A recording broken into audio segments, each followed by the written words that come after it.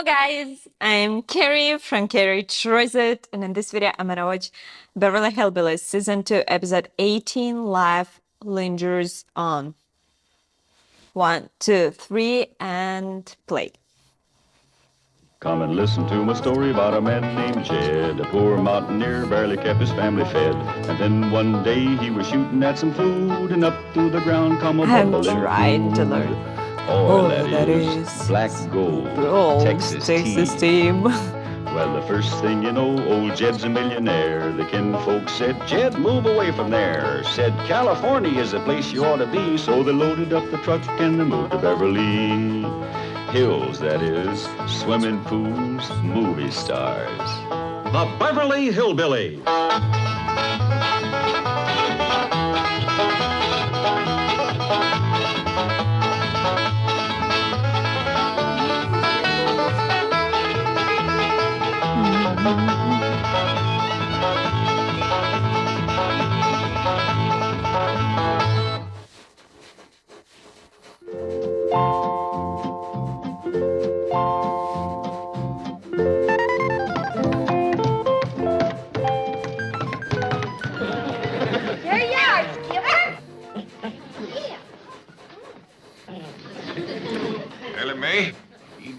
Skipper some table manners, or Granny ain't gonna let him eat in the kitchen. I'd a heap rather have him eating in my kitchen than that big, overgrown, lazy, good-for-nothing Laife Crick. Now, Granny, don't start on Laife again. He's gone. He's on his way back to the hill. He don't live in the hills. He lives in the gully. And it's his kind that give the hill people a bad name. He's on his way back to the gully and his daughter with him. Now, let's forget him. Granny, don't get yourself all angered up. Who's angered up? You are, because that Laife Crick tried to get you to marry his daughter. Ain't that right? Shucks, no. They's both going back home. I'm the only one that has the gumption to hold a grudge. It's a sorry thing when a poor old stove-up, wore-out, gray-haired old granny has to do all the grudge holding in the family. Well, leave go of it, Granny. Now, Laife is gone, and you can't start a fire without you got two sticks to rub together. You calling me a stick? Start in on me. Here. Have some of this scalding hot coffee. It'll cool you down.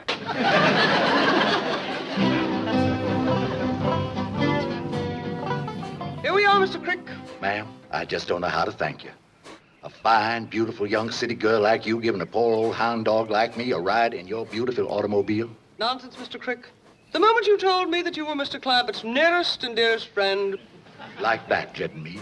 Two peas in a pod. Always was. I'd be so happy that you're staying over. Missing my own daughter's wedding to do it. But I says to myself, I says, Laife, I says, if you can pleasure Jed and Granny and them young'uns even that itty-bitty bit by staying over here like they begged you to, you just gotta forget your own pleasure. Just like Mr. Clappett, always thinking of others. Like that, Jed. Two birds and a mule's tail. Always was. I wish I could stay and see this joyous reunion between two old friends, but I must be getting back to the bank. Yeah. You take good care of old Jed's money, you hear? You keep a tight hold on it now. Don't you worry, it's safe. That's comforting to know. It's comforting to know that Mr. Clappett has friends like you. I hope you can stay for a while. I'm going to try my best. You got my word.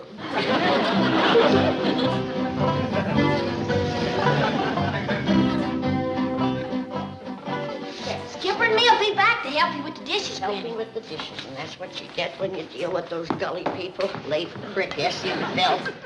I'll tell you, I've He's seen really some like things. kid. He doesn't drink even coffee, only milk. I never hun actually trash.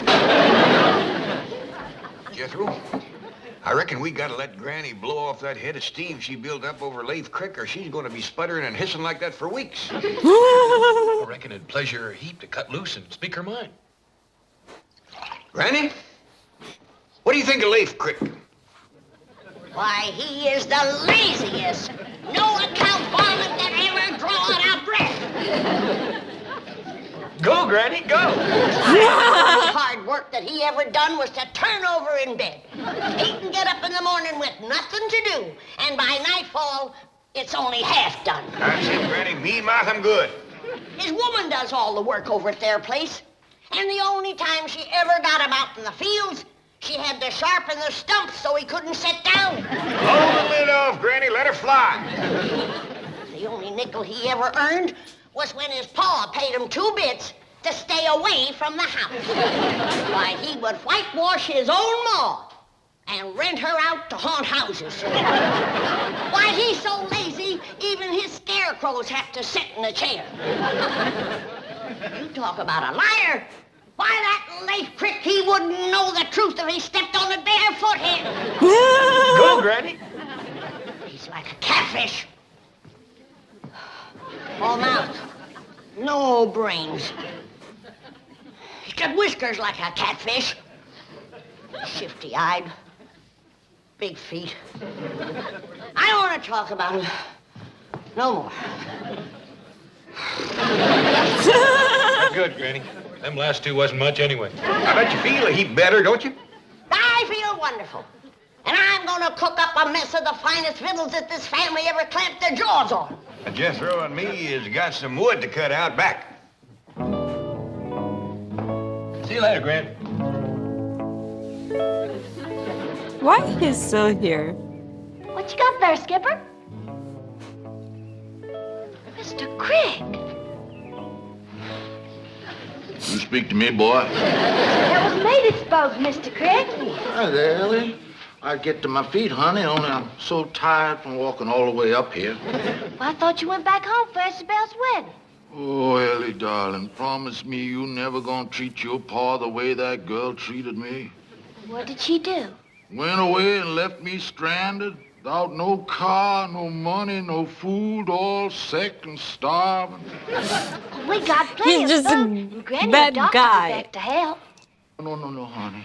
Wants to use them. I don't want to burden nobody, but I would like to see your pa's face just one more time before I pass on to my reward. Now, maybe if you was to help me, I could get to Liar. my feet and make my way to the table.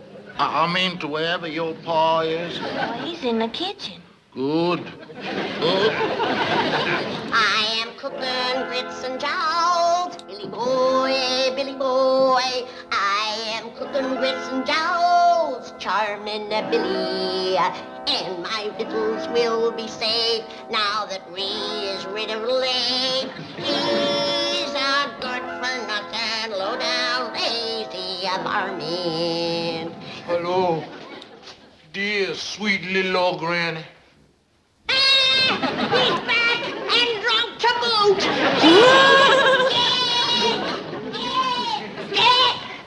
What's the matter, Granny? It's Laife Crick.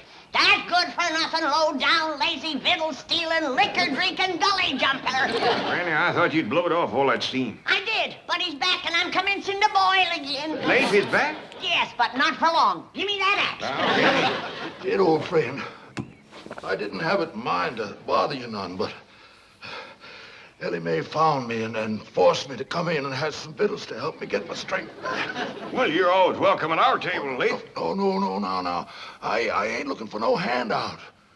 Laife Crick ain't one to be asking for charity. No, sirree. Laife Crick wants to work for what he gets. I didn't know there was 2 Laife Cricks. Well, ain't no call for you to work, Laife, but if it'll make you feel any better, here's the axe. You can help Jethro yonder cut some wood. I'd be glad to. I'd be proud to do it, but I think first I'll change into my work clothes. I wouldn't want to get my Sunday go-to-meeting suit all mussed up. Give me that axe. Now, Granny, you leave Laife be. I ain't after him, but if you're sending him out there to work, I'm going out there first and sharpen them stumps.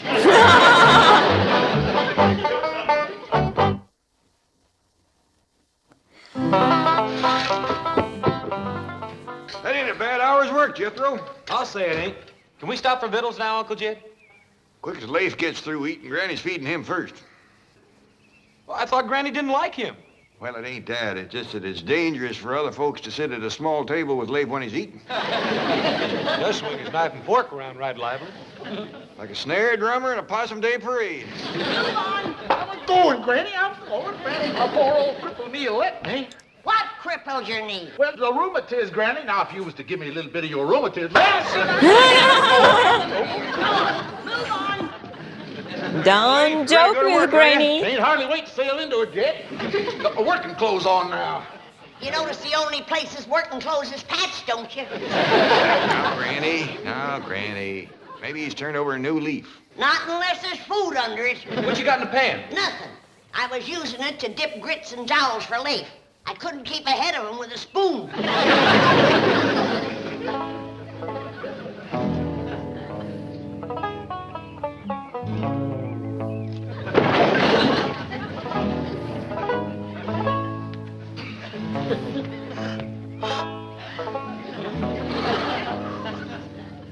I can't believe it. I can't believe that one man could work like that. This one can. He's another Jed Clampett.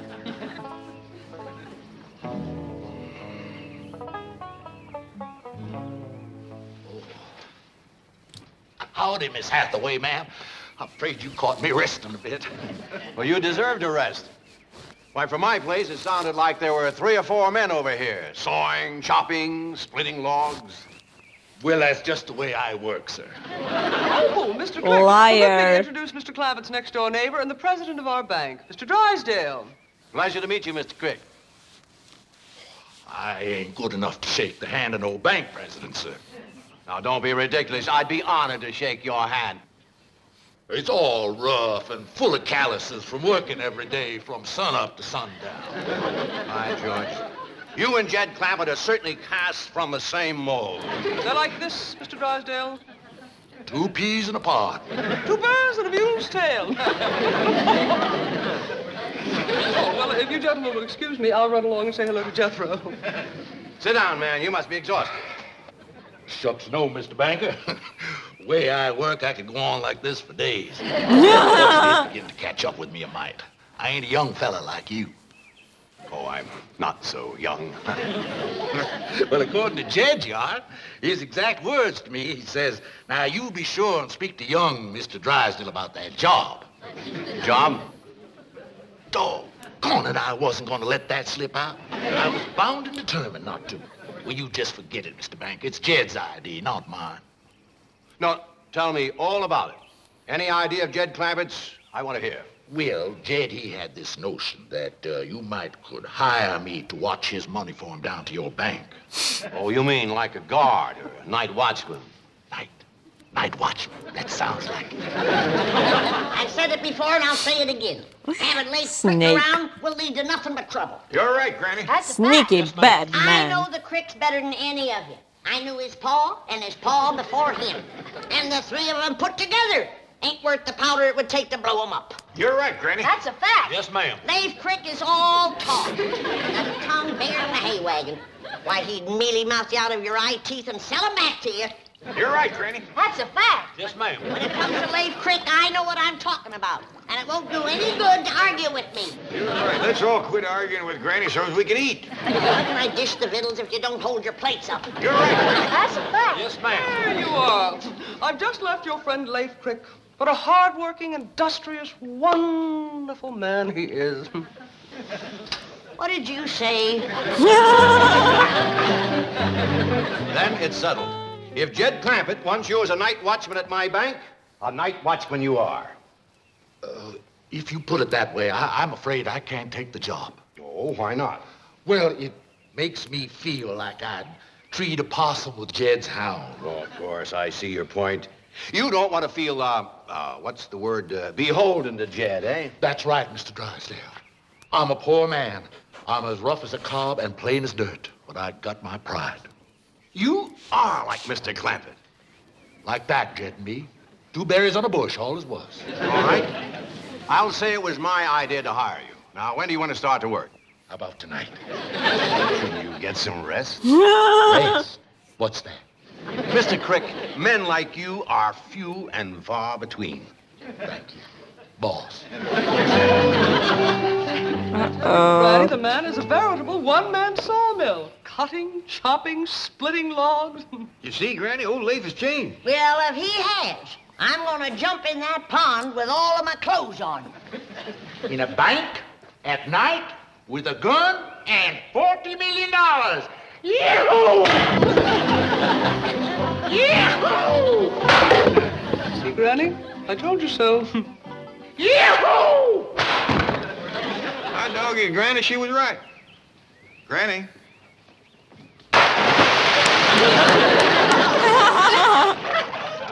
Granny always was a woman of her word. Respect. I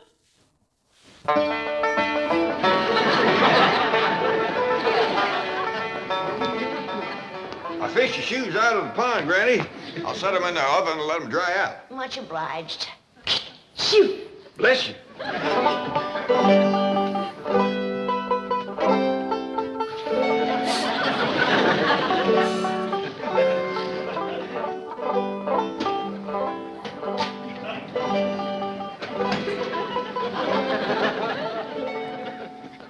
Want me to fetch you a jug of rheumatism medicine? Oh, never mind. I can't believe it. I seen it, but I can't believe it. Laife Crick swinging an axe, splitting wood. You ain't heard the best part, Granny. Old Laife done got himself a job. A job. Laife Crick? That's right. I've changed my mind. Fetch my jug. Good job, ask better. Yes, sir. Old Laife's gonna work down to Mr. Drysdale's bank. The bank where you got your money? That's right. Jed, turning a rascal loose like that in a bank is like putting a hungry fox in a hen house. Give the man a chance, Granny. Maybe it's a good thing for Laife to learn a trade. At least now folks will know what kind of work he's out of. Here's a jug.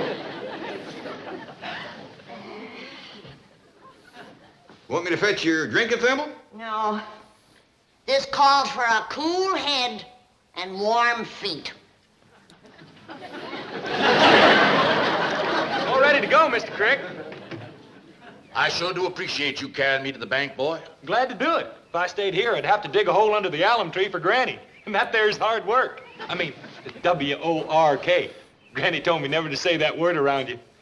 Gets you to cussing. Jethro, you shouldn't do work like digging a hole. Fine, handsome boy like you. Shucks, it's no harder than cutting wood or plowing or clearing stumps. You ought to get yourself married, son. Then you wouldn't have to do woman's work. Yeah.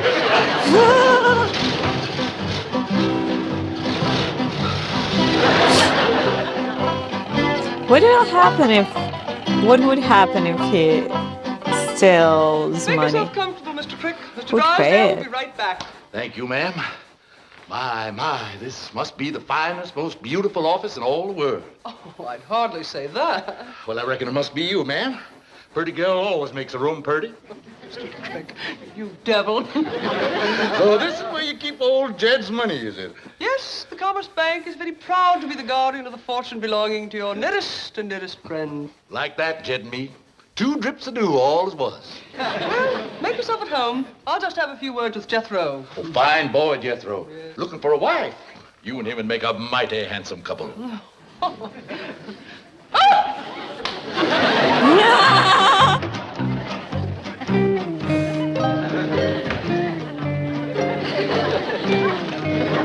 Yes, money everywhere. Money is, money are. Where in blue blazes do they keep Jed's money? Are everywhere. I think so.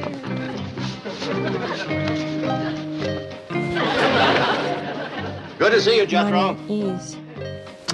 I don't know. Mr. Crick, what are you doing? Giving thanks, Mr. Drysdale, sir. Just giving thanks for a fine, generous, upstanding young man like yourself letting a poor old razorback like me work in his fine bank, looking after the money of his nearest and dearest friend.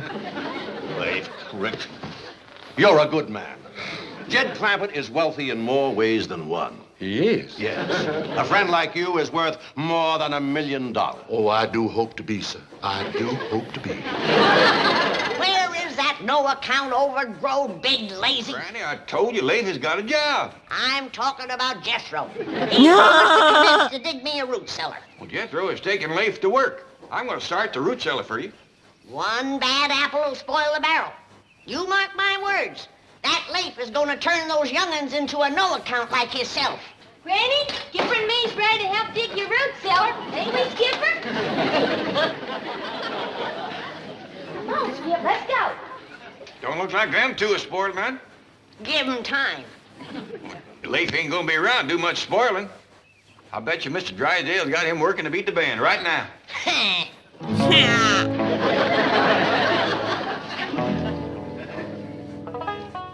I didn't singe your whiskers, did I? No, not a bit.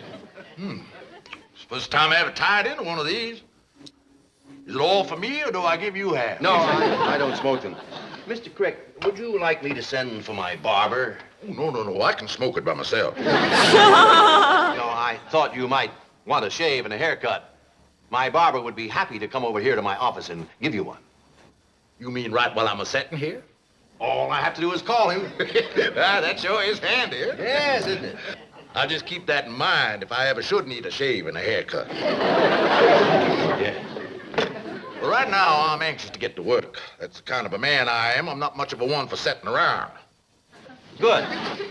What I have in mind for night watching old Jed's money is if you was to put it into some gunny sacks, I'd set on them sacks with my shotgun across my lap. Now, then you wouldn't have to worry at all. You could just go off someplace and sleep like a baby. Mr. Crick, I'm afraid you have a slight misconception about the way we guard our money here at the bank. In the first place, Miss Clampet's fortune isn't actually here. It ain't. Isn't. And the money we do keep here is locked in a massive steel vault which cannot possibly be opened at night. That kind of worries me, old Jed and me being like that. Well, you can stop worrying. And Mr. I Clampett bet. knows his money is perfectly safe, and he knows he can get all he wants anytime he wants it. And is all that, huh? He doesn't even have to leave his house. Well, my, that is handy. Oh, my, look at all that daylight out there. Why, I've got time to chop old Jed another cord of wood or two before sundown. You, sir, are the hardest working man I have ever seen. Habit of a lifetime, sir. Jethro, you out there? Oh, I'm sorry, Mr. Crick. Jethro thought you were staying here. He's gone home. Oh, well, it's only 5 or 6 miles to old Jed's place. I guess I'll just run it. Good for my rheumatiz. Wait just a minute. Chief, may I drive him home? Of course. Fantastic man. A human dynamo. Yes, it was quite amusing. When the Clampetts first arrived, Granny insisted the entire fortune be changed into silver so it could be buried in the backyard. What did you say? Buried in the backyard? I sure do thank you. You've been a great help to me. I'll be seeing you. What a bundle of energy. It's a fine example for Jethro. There you No. are, Jethro. Now get out there and commence digging your granny's root cellar. But Uncle Jed, Mr. Crick says I ain't supposed to do women's work. See what I told you? The bad apple is commencing to spoil the barrel. Jethro, you don't listen to what Mr. Crick tells you. You do what I tell you. Now get on out there. I'll join you in a minute with the shovel. Yes, sir. Here comes the wormy wine sap now. I'm gonna press my shotgun. Jethro, stop your granny. Yes, sir. But what you fixing to do, Jed? I was fixing to do a little digging out back yonder. Well, I'll do it for you. You could help if you're a mite. No, I want to do it all myself. I stopped her, Uncle Jed. Well, let's commence the digging under that big old elm out there. Doggone it, Jethro. I want to do all the digging around here. Leif, the kind of digging that Granny wants done would take one man all night. Well, hard work never hurt nobody. I'll see you in the morning. It's a miracle. A plumb miracle. No! I said it last night and I'll say it again this morning. If that Laife Crick has dug me a root cellar, I'll jump back into the cement pond with an anvil in my arms. I wouldn't say too much, Granny. Leif's been right full of surprises lately. He's nothing but...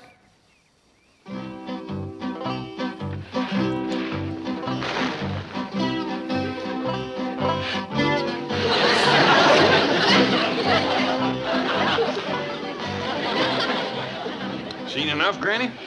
Yep. Fetch the anvil. We ain't got an anvil. I was counting on that. Get some coffee. That's deep enough, Leif. Veer a little to the right. Thank you, Jed. That's funny how people are trying to make money like parasites from another people. World doesn't work this way. World gives you only if you give something. And if you're going in a right way, wrong way always will make you pay.